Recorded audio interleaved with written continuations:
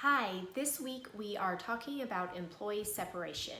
What happens when an employee of your small business decides to leave voluntarily or you decide to terminate that person's employment? So, first we're going to talk about when someone is terminated. Prior to termination, there are two things that are a really good idea for you to do in order to make sure that the termination goes as smoothly as possible.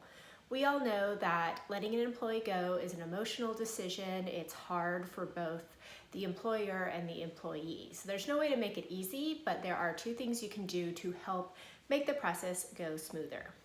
The first thing you should do is review that employee's personnel records. Look over the reviews that you have given them on a regular basis, plus check to see if there's any disciplinary record for that employee.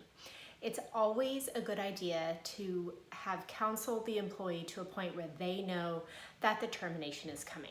Now, we're realistic and we know that there's a lot of people who lack self-awareness, and no matter what is going on, they will not know that they're about to get fired. However, most people will see the writing on the wall and know that something is coming if you have properly counseled them. So it's a good idea to check those personal records to make sure.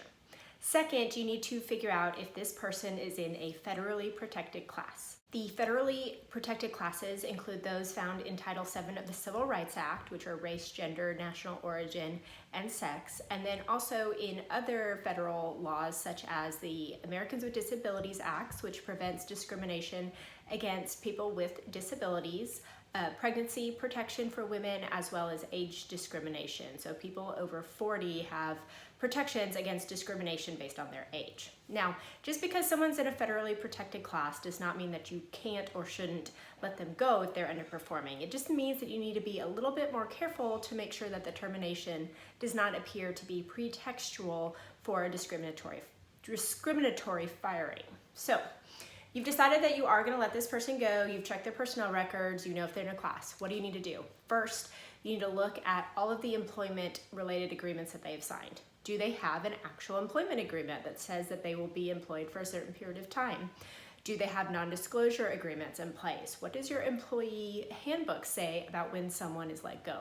Does this trigger pay, severance, benefits?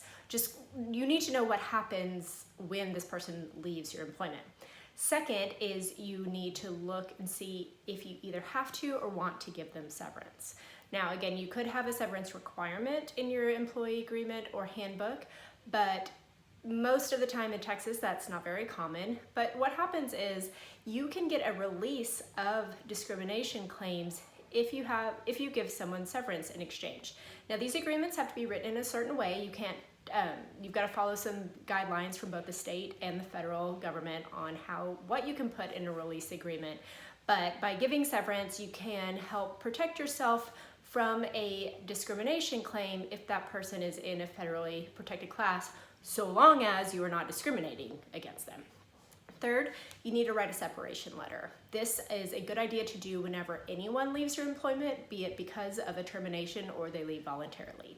This is the bookend of your offer letter. Should state last day of work, final pay amount, when benefits terminate, and remind them of their non-disclosure and company goodwill protection requirements after they leave your small business. Finally, you need to give them their final pay. The Texas Workforce Commission requires that you pay employees within 6 days of their last day of work if you terminate them. That is 6 calendar days to pay all regular pay, commissions, and bonuses that are non-discretionary. So you really need to have your ducks in a row before you let someone go.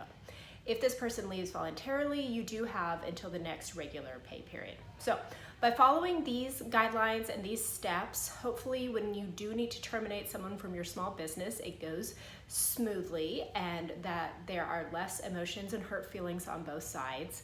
Feel free to reach out to me, Kelsey at SchaffnerPLLC.com, or on any of my social media at SchaffnerPLLC to ask questions and find out some other steps that you can take to help terminations go smoother and protect your company from claims of discrimination.